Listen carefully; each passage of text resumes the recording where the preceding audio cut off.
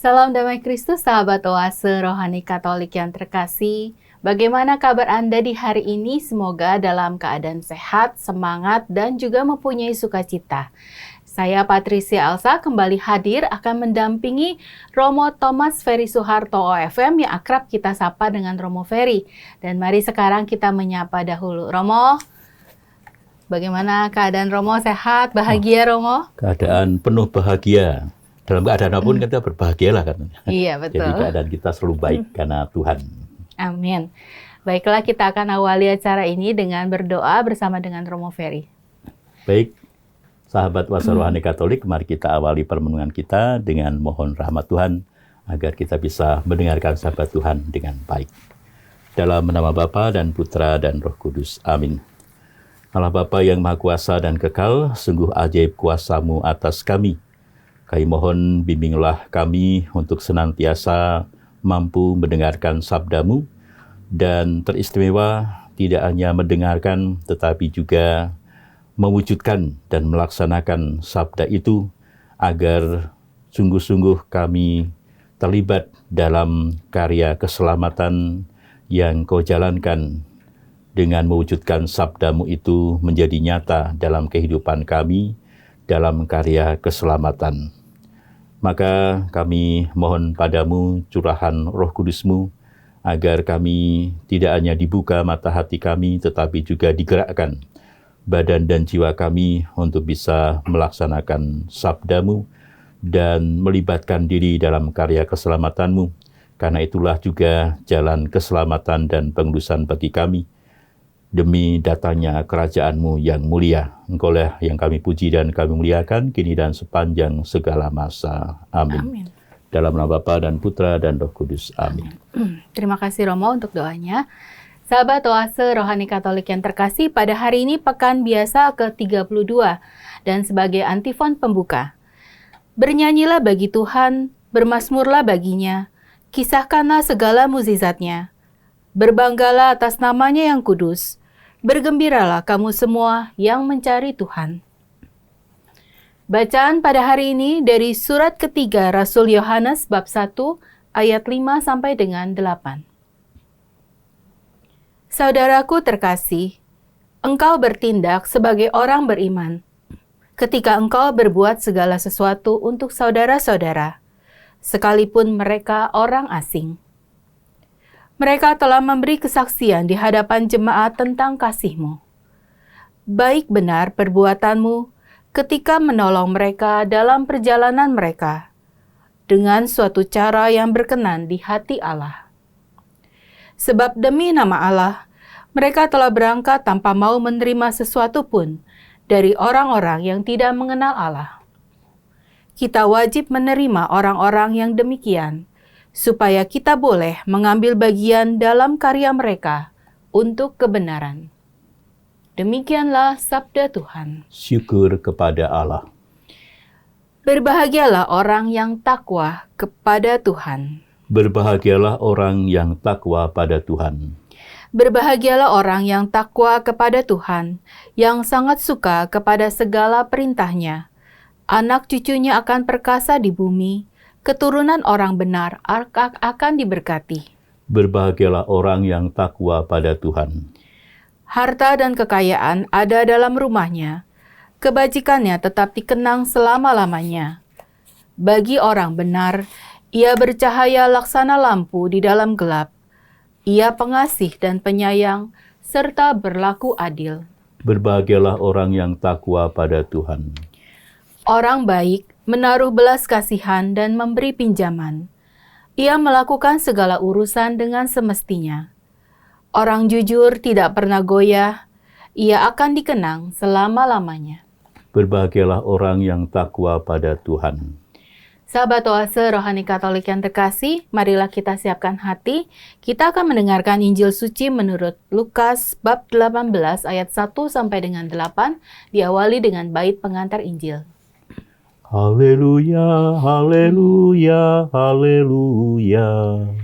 Haleluya, haleluya, haleluya.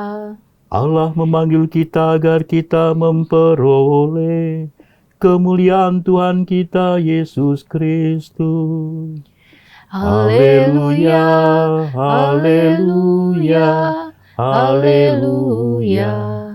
Tuhan bersamamu. Dan bersama rohmu. Inilah Injil suci menurut Lukas. Dimuliakanlah Tuhan. Pada suatu ketika Yesus menceritakan suatu perumpamaan kepada murid-muridnya untuk mengatakan bahwa mereka harus selalu berdoa dengan tidak jemu-jemunya. Ia berkata, "Di suatu kota ada seorang hakim yang tidak takut akan Allah dan tidak menghormati siapapun. Di kota itu ada pula seorang janda yang selalu datang kepada hakim itu dan berkata, 'Belalah hakku terhadap lawanku.' Beberapa waktu lamanya hakim itu menolak, tetapi ia kemudian berkata dalam hatinya, 'Walaupun aku tidak takut akan Allah dan tidak menghormati siapapun, namun karena janda ini menyusahkan daku, baiklah aku membenarkan dia, supaya ia jangan terus-menerus datang dan akhirnya menyerang aku.' Lalu Yesus berkata, 'Camkanlah perkataan hakim yang lalim itu. Bukankah Allah akan membenarkan para pilihannya yang siang malam berseru kepadanya?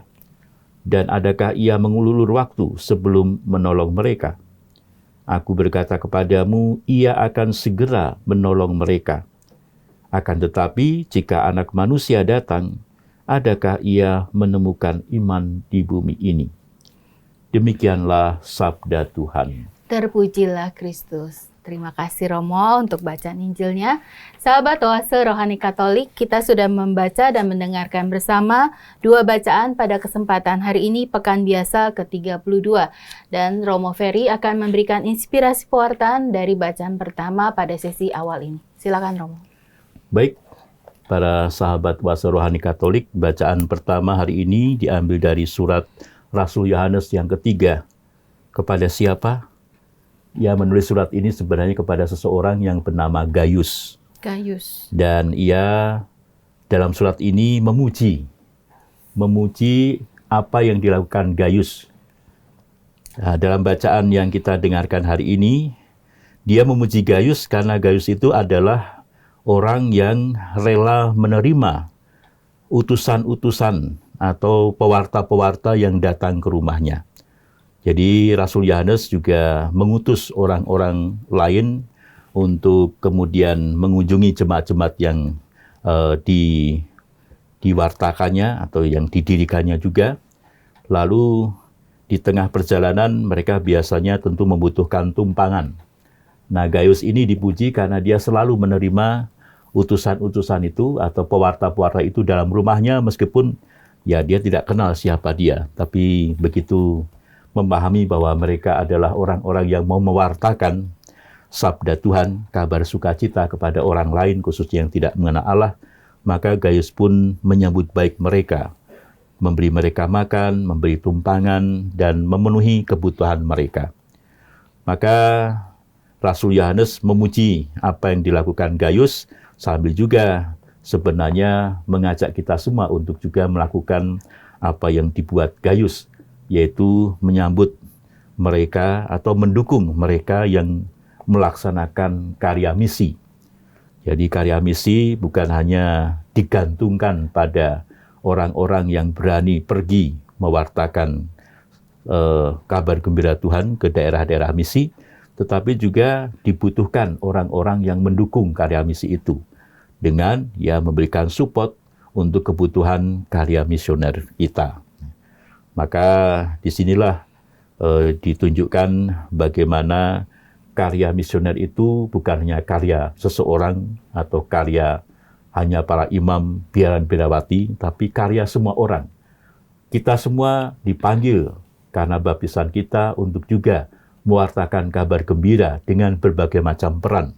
Kalau kita tidak bisa bermisi dalam arti pergi ke beberapa tempat atau keluar daerah kita untuk mewartakan kabar sukacita Allah, nah kita juga bisa bermisi dengan cara mendukung karya misi itu melalui doa-doa kita, tapi juga melalui dana yang kita berikan untuk keperluan karya misi itu. Nah, ini bagian dari tanggung jawab kita bersama sebagai gereja yang bersifat misioner. Dan ini juga kalau boleh dikatakan sebagai salah satu cara memberikan kesaksian tentang Kristus ya Romo ya. Ya, jadi tidak hanya sebagai seorang pengkhotbah atau yang memberikan firman, pengajaran, tapi juga bisa mengulurkan tangan, membantu sesama yang tadi seperti Romo katakan, memberikan support hal yang beda. Lalu Romo, kalau kita pada masa sekarang ini, selain kita melakukan misi ataupun kesaksian gitu, apalagi yang bisa kita lakukan? Apakah mungkin ya tadi Romo katakan bisa juga dengan berdoa ya Romo ya. Ada yang mungkin berkecil hati, saya tidak bisa memberikan uang, saya tidak bisa memberikan bantuan yang besar, tapi ya saya bantu dalam doa. Tapi orang itu juga merasa, saya cuma berdoa aja gitu. Berkecil hati Romo. Romo bisa katakan apa? Sampaikan. Kalau kita melihat dalam gereja itu kan ada 2 pelindung karya misi gereja. Yang pertama adalah Santo Fransiskus Xaverius, karena dia seorang misioner, pergi keluar dari negaranya, sampai ke Cina bahkan untuk mewartakan mampir ke Indonesia.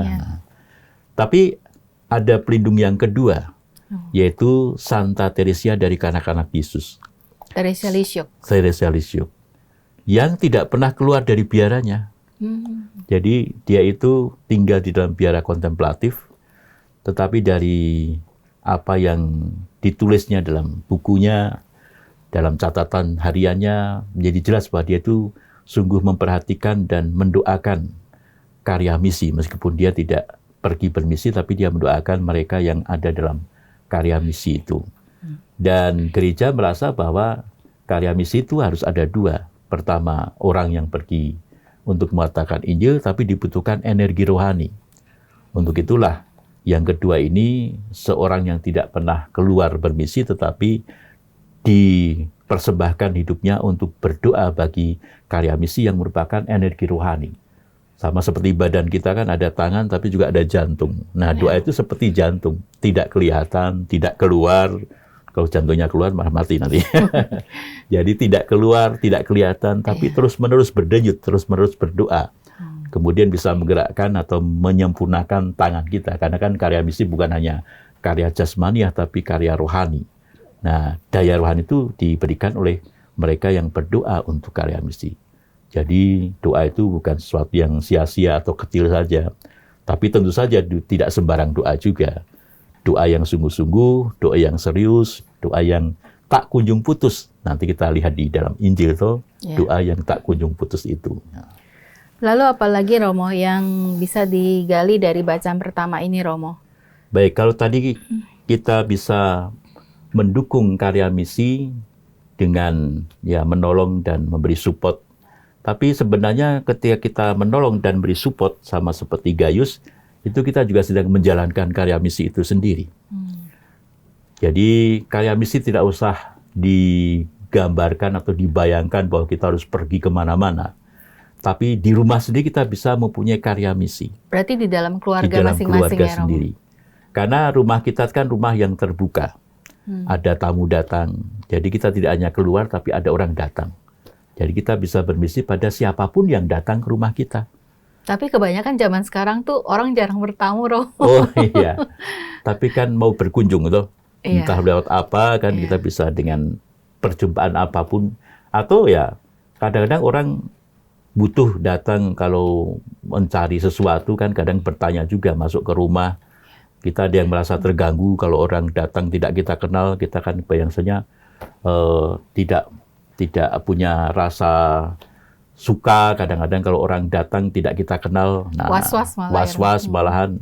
Nah, kita diajak oleh teladan Gaius ini untuk bagaimana menerima mereka juga dengan sukacita, dengan penuh perhatian dan kepedulian. Bahkan kalau orang Israel itu, para perantau itu harus diperhatikan. Ya, itu salah satu kebajikan atau satu keutamaan itu kalau memperhatikan para perantau, orang yang tidak dikenal yang bertandang ke rumah kita. Karena diingatkan bahwa kita semua adalah perantau. Kita semua kan tidak punya tempat di dunia ini, tapi nanti tempatnya di surga. Maka para perantau pun, apalagi sekarang itu kita akan memasuki masa jubileum, masa pesiarahan. Maka setiap pesiarah hendaknya kita sambut dengan gembira, itu sebagai sebuah karya misi kita. Tanpa keluar-keluar, kita bisa juga bermisi dengan menerima siapapun yang datang, meskipun tidak kita kenal, itu dengan dengan keramah tamahan. Maka keramah tamahan itu seringkali dikatakan Sancta Hospitalita. Jadi ada namanya Sancta Hospitalita. Jadi hospitalita itu kan keramah tamahan. Iya, hospitality ya, bahasa Inggris. Keramah tamah itu juga sancta, sesuatu yang menguduskan juga. Jadi ketika orang menyambut dengan penuh perhatian, kebaikan, kepedulian, ramah tamah, itu juga mengantar dia kepada kekudusan. Karena siapa tahu yang datang itu adalah malaikat. Kita ingat pengalaman Abraham tuh, ketika Sarah belum mengandung, ada orang datang, Abraham pokoknya menyambut saja semua orang itu, dan ternyata salah satu atau beberapa tamu yang akhirnya datang itu ternyata adalah malaikat, dan kan dijamu dengan baik, lalu memberi kabar bahwa Sarah akan melahirkan. Jadi setiap tamu yang datang itu hendaklah kita anggap sebagai malaikat yang pasti akan memberikan sesuatu. Kalau kita sambut dengan baik, maka rahmat itu akan datang. Tapi kalau kita sudah menolak dari awal, ya sudah, mungkin rahmatnya lalu lewat dari kita. Berarti ada keterbukaan hati juga ya Romo ya. Dan belas kasih untuk menyambut, mungkin ada yang berkunjung seperti itu ya Romo. Apalagi berkekurangan tuh, misalnya tidak tahu harus kemana, belum makan dan sebagainya. Belas kasih, berbela rasa kepada mereka yang merantau, karena kita juga adalah perantau yang membutuhkan belas kasih, belas rasa Allah sendiri. Ya, semoga kita semua mengalami belas kasih Allah, dan juga kita mau memberikan kepada orang-orang yang kita jumpai dan yang sangat membutuhkan uluran kasih dari kita. Sahabat Oase Rohani Katolik, kita akan jeda sesaat, nanti kita akan kembali di sesi kedua untuk pembahasan Injil pada hari ini.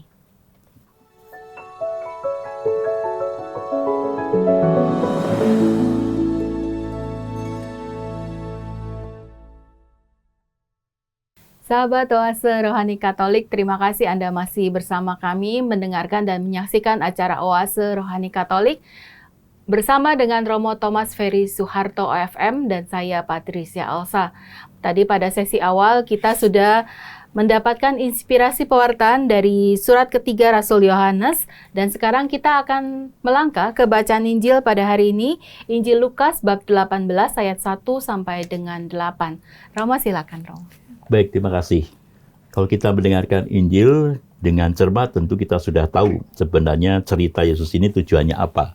Sudah ditegaskan dalam ayat 1 bab 18 itu bahwa Yesus mau menegaskan bagaimana berdoa itu harusnya tidak jemu-jemu, tidak berhenti-berhenti. Artinya terus-menerus berdoa. Maka dia memberi perumpamaan tentang seorang hakim yang meski dia tidak takut akan Allah, tidak baik misalnya, tapi karena ada seorang wanita yang kemudian terus-menerus datang minta dibela perkaranya, dia sebenarnya nggak mau tahu, nggak peduli, menolak, tapi karena wanita terus-menerus datang, akhirnya dia nggak betah juga tuh, dia merasa terganggu juga, lalu dia mengatakan, ya sudahlah, daripada dia ganggu saya terus, mendingan saya bela. Nah, jadi kalau orang yang jahat saja, orang yang tidak mengenal Allah saja, itu bisa akhirnya takluk. Karena terus-menerusnya wanita itu berusaha. Apalagi kita ketika berdoa dengan Tuhan. Tuhan yang begitu baik, berbela rasa, tentu tidak akan menunda-nunda malahan. Kalau memang kita sedang membutuhkan, kita sedang memerlukan, dan itu memang yang terbaik untuk kita, pasti Tuhan tidak akan menunda-nunda.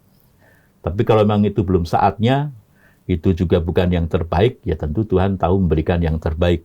Maka mungkin kalau kita berdoa dan tidak juga dikabulkan, itu artinya ada beberapa hal. Yang pertama, mungkin bahwa waktunya belum tepat, sehingga kalau diberikan malah tidak ada gunanya. Atau yang kedua, apa yang kita mohon itu bukan yang kita butuhkan sebenarnya. Karena kadang-kadang kita akan mohon sesuatu yang tidak penting, yang keinginan. hanya menyenangkan kita saja, tapi sebenarnya itu tidak penting dan tidak berguna. Macam kalau musim-musim ujian seperti ini kan anak-anak seringkali banyak misa pagi loh. Saya tanya, kamu kok tumben misa pagi? Nah, dia mengatakan, ya saya mau mohon pada Tuhan supaya nilainya baik. Nah, emangnya penting nilai baik itu? Dia bilang, ya pentinglah nilai baik. Nah, nilai baik itu kalau hanya nilai baik saja, kan belum tentu orang menguasai pelajaran kalau hanya nilai baik. Karena orang bisa saja nilainya baik karena nyontek.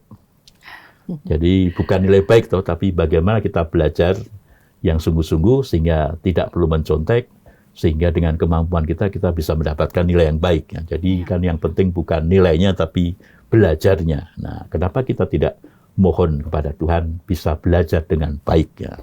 Bukan hanya soal nilai yang baik ya, seperti itu. Jadi kadang-kadang yang kita mohonkan itu tidak tepat ya. Maka Tuhan mungkin tidak mengabulkannya karena itu pasti bahkan akan mungkin mencelakakan kita atau membuat kita juga menjadi yang tidak baik. Maka ya Tuhan mungkin tidak mengabulkannya dan memberikan yang lebih tepat yang mungkin tidak kita sadari tapi sudah diberikan Tuhan. Karena itu bukan yang kita mohonkan tapi Tuhan tahu sebenarnya yang diminta ini maka Dia berikan apa yang sungguhnya kita butuhkan. Dan pasti Tuhan juga tidak akan menunda-nunda kalau itu memang sungguh kita perlukan dan sungguh kita butuhkan saat itu. Tapi kalau belum waktunya ya Tuhan pasti akan nanti saja ya. Sungguh waktu yang tepat seperti itu. Iya. Romo, ini kan kalau kita berkata tentang berdoa dengan tidak jemu-jemu. Ada pengalaman ya Romo. Berdoa memang kita berdoa gitu kan. Tapi kata-kata yang kita ucapkan tidak ada perkembangan, maksudnya itu aja. Maksudnya ini doa yang lisan ya Romo, bukan doa yang wajib gitu. Bukan doa teks gitu. Bukan doa rumus. Ya, bukan rumusan doa. Tapi doa-doa pribadi kita. Tapi kata-katanya itu aja. Jadi kita merasa kok dalam berdoa saya nggak berkembang lebih banyak gitu. Jadi kata-kata itu aja gitu. Merasa kayaknya kok susah banget untuk bisa berdoa lebih gitu. Lebih kreatif. Ya, sebenarnya doa itu kan bukan soal rumusan kata-kata, kecuali doa bersama. Kalau doa bersama, ibadah, kita perlu rumusan. Karena kan kita berdoanya bersama-sama. Ya, rumusannya serentak, maka ada doa-doa yang dirumuskan Bapa kami, Salam Maria. Tapi untuk doa pribadi sebenarnya tidak tergantung pada rumusan kata-kata. Karena doa pribadi itu kan sebuah relasi atau komunikasi antara hati kita dengan hati Tuhan. Yang kadang tidak perlu kata-kata. Kalau orang punya relasi yang intim kan seringkali bahkan tidak perlu berkata kan dia sudah paham apa maunya, apa maksudnya. Kalau kita sedang berpacaran misalnya kan kadang saja orang berpacaran itu karena saking cintanya maka tidak perlu berkata-kata pun duduk berdua sudah mengerti, memahami ya. Bahasa kalbu berarti. Iya, bahasa kalbu, bahasa cinta. Tanpa kata-kata katanya. Jadi doa itu kan pertama-tama sebenarnya adalah komunikasi kita yang mengungkapkan dan menghangatkan relasi kita dengan Allah. Sehingga justru karena relasi dan karena komunikasi yang dari hati ke hati, sehingga kata-kata itu tidak butuh. Bahkan kadang-kadang kata-kata tidak bisa memuat rasa hati kita atau gerak jiwa kita. Maka lalu muncul dan namanya bahasa roh seperti itu. Jadi berdoa dengan bahasa roh karena apa? Gerak roh itu tidak terwadahkan dengan kata-kata. Tapi ya lalu kemudian gerak rohnya yang, dan karena juga Roh Kudus kan yang berdoa untuk kita supaya menjadi sempurna. Jadi kesempurnaannya bukan indahnya kata-kata, rumus kata-kata yang berganti-ganti, tapi bagaimana roh itu akhirnya menghubungkan kita dengan hati Tuhan, dari hati ke hati. Dan orang-orang kudus kadang malah doanya tidak dengan kata-kata, tapi hening, kan doa batin, doa yang lebih digerakkan oleh hatinya. Seperti Fransuz Assisi itu kalau berdoa, kadang hanya singkat saja, yaitu Tuhanku dan segalaku, hanya begitu aja. Terus menerus. Kalau dalam bahasa ini kan Deus meus et omnia. Jadi kan Deus meus et omnia. Jadi Tuhanku dan segalaku. Jadi dia merasa Tuhan itu segala-galanya, dia sudah tidak bisa menampung apalagi kata-kata yang dia hanya berkata begitu berkali-kali dengan bercucuran air mata karena merasa hatinya tersentuh dan merasa bersukacita karena Tuhan, ya, seperti itu. Berarti itu udah lebih advance lagi ya Romo ya? Iya, jadi bukan hanya kata-kata tapi sudah batin. Batin. Kalau batin itu apapun dalam diri kita bisa terungkap, terhubung. Berarti sebenarnya tidak apa-apa kalau dibilang kita berdoa tidak kreatif. Romo. Ya, tidak apa-apa. Tidak apa-apa ya Romo. Atau yang penting misalkan hatinya. Atau misalkan pas lagi doa tiba-tiba blank gitu Romo. Ya, nggak tahu mesti doa apa dulu. Nah, iya bisa juga. Karena kalau doa batin itu kan ada yang namanya pelanturan. Ya, pelanturan. Ada yang namanya kekeringan, kegersangan. Ya, blank itu bisa karena melantur. Ya, mungkin kemudian mikirnya yang lain lagi. Nah, mungkin hal itu penting, makanya muncul dalam keadaan kita tidak sadar atau apa gitu ya. Atau buat kita melantur ke sana terus, karena itu memang penting tapi kita kurang sadari. Nah, maka kalau kita berdoa tiba-tiba ingat yang lain yang terus-menerus begitu, ya sudah itu yang kita doakan. Karena berarti ada sesuatu hati kita yang mau mengingatkan kita, tapi kita, enggak, saya mau berdoa untuk ini, enggak, saya mau berdoa, tapi itu muncul terusnya. Maka kenapa tidak itu didoakan? Kan itulah kebutuhan kita yang muncul pada saat kita blank itu. Oh, kalau tentang tadi Romo sempat menyinggung kekeringan. Ya, ada juga blank itu karena merasa kering, kersang. Aduh, saya ini berdoa kok tidak Gitu-gitu ada aja. inspirasi yang masuk, tidak ada rasa yang buat kita bergairah atau bersemangat.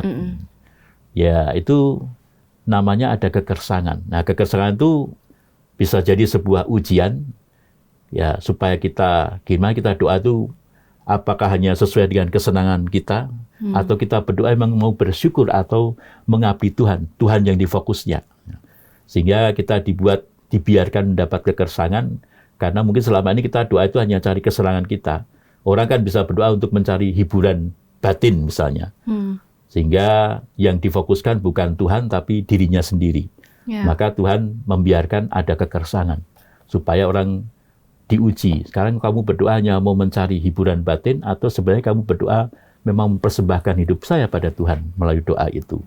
Nah, kalau Tuhan yang menjadi fokus dan utama, lalu ya kita tetap terus-menerus berdoa meskipun ada kekersangan itu. Tidak jemu-jemu. Berusaha untuk terus melakukan doa itu.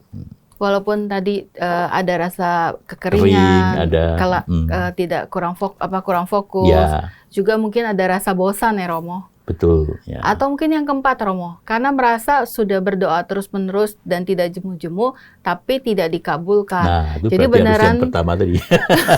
beneran dia stop Romo, stop berdoa gitu. Iya. Nah itu belum bagaimana waktunya Romo? diberikan sudah berhenti ya. Ah ya, itu seperti bagaimana Tuhan Romo? di atas sedang bungkus kado, belum selesai dibungkus, sudah berhenti ya, sudah nggak diberikan. Jadi jangan berhenti ya Romo Jangan ya. berhenti, jangan jemu-jemu.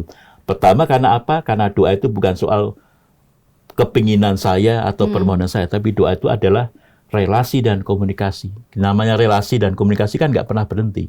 Kalau orang sungguh mencintai, tentu akan terus-menerus menyapa. Nah, itulah doa sejatinya. Jadi bukannya soal saya minta atau keperluan saya, tapi karena Tuhanlah yang penting, maka saya persembahkan diri saya pada Tuhan. Maka persembahan ini kan harus terus-menerus, tidak mungkin saya hari ini, besok nggak mau lagi. Tapi terus-menerus, apapun yang saya rasakan, entah kersang, entah melantur, ya saya persembahkan seluruhnya pada Tuhan. Pasti satu saat Tuhan akan melibatkan saya atau menerima persembahan diri saya. Iya, seperti yang tadi Romo katakan, jangan sampai miss atau kehilangan. Iya. Mungkin malah sedang dibungkus kadonya. Iya. Sebentar lagi akan diberikan. Gitu sudah kan? berhenti. Sudah berhenti. Baik Romo, sebagai kesimpulan Romo untuk bacaan hari ini Romo. Baik, bacaan-bacaan hari ini menjelaskan soal beriman yang terwujud dalam doa yang tak kunjung putus, dan itu juga bagian dari kekuatan untuk kita bermisi seperti yang dijelaskan dalam bacaan pertama. Ya. Jadi iman itu terwujud, iman itu kan kepercayaan pada Tuhan, itu terwujud dalam ketika kita mau berkomunikasi dengan Tuhan terus-menerus, tak jemu-jemu dalam doa, tapi juga secara nyata dengan bermisi, tak jemu-jemu juga untuk mewartakan kabar sukacita pada orang yang kita datangi atau pada orang yang mendatangi kita. Iya. Baik Romo, terima kasih banyak Romo untuk waktu dan juga renungan yang sudah Romo Ferry sampaikan kepada kita semua yang mungkin menyaksikan acara Oase Rohani Katolik dan juga ada yang mendengarkan acara Oase Rohani Katolik. Sahabat Oase Rohani Katolik, marilah kita akan memohon doa dan berkat sebelum kita menutup acara ini. Baik, sahabat Oase Rohani Katolik, mari kita akhiri pertemuan kita dengan bersyukur pada Tuhan dan mohon berkat-Nya agar kita tidak hanya merenungkan tapi juga bisa menjalankan apa yang menjadi pesan Tuhan pada hari ini. Mari kita berdoa. Dalam nama Bapa dan Putra dan Roh Kudus. Amin. Allah ya, makasih kami bersyukur dan bersuka cita karena sabda-Mu meneguhkan dan menguatkan kami. Bahwasanya iman kami menuntut kami untuk mewartakan sukacita iman itu dalam bentuk karya misi yang dijalankan oleh gereja. Bagaimana kami terlibat dalam karya misi itu, entah dengan dukungan dari dana ataupun juga doa-doa kami, atau juga dengan kami laksanakan misi itu sendiri pada siapa saja yang datang dan hadir dalam kehidupan kami. Kami percaya bahwa semua orang yang Kau utus, Kau hadirkan dalam hidup kami, ada juga utusan-Mu, malaikat-malaikat-Mu, yang pasti akan membawa hal-hal yang merupakan bagian dari rahmat yang Kau anugerahkan kepada kami. Maka jangan sampai kami melewatkan rahmat-Mu dengan melewatkan mereka yang Kau utus untuk mendatangi hidup kami. Kami juga sadar bahwa relasi kami dengan Dikau harus kami rawat dengan doa yang tak kunjung putus. Semoga kami bisa berdoa tak jemu-jemu, bukan hanya karena mengingat kebutuhan dan keperluan kami, tetapi juga kami sadar bahwa doa adalah komunikasi kami dengan-Mu, dan kiranya doa itu membuat kami semakin menyatukan diri dengan-Mu, semakin mempersembahkan diri, sehingga kami semakin menjadi sehati sejiwa dengan-Mu. Kami mohon berkat-Mu agar kami sungguh bersatu dengan Engkau dan merasakan kebahagiaan karena Engkau-lah yang merajai hidup kami. Maka semoga berkat Tuhan turun berlimpah-limpah atas kita sekalian, Bapa dan Putra dan Roh Kudus. Amin. Sahabat Oase Rohani Katolik, kami pamit undur diri. Saya Patricia Elsa bersama dengan saya Romo Thomas Ferry Suharto OFM. Tetap semangat, menjaga kesehatan dan juga menjaga hati. Sampai jumpa.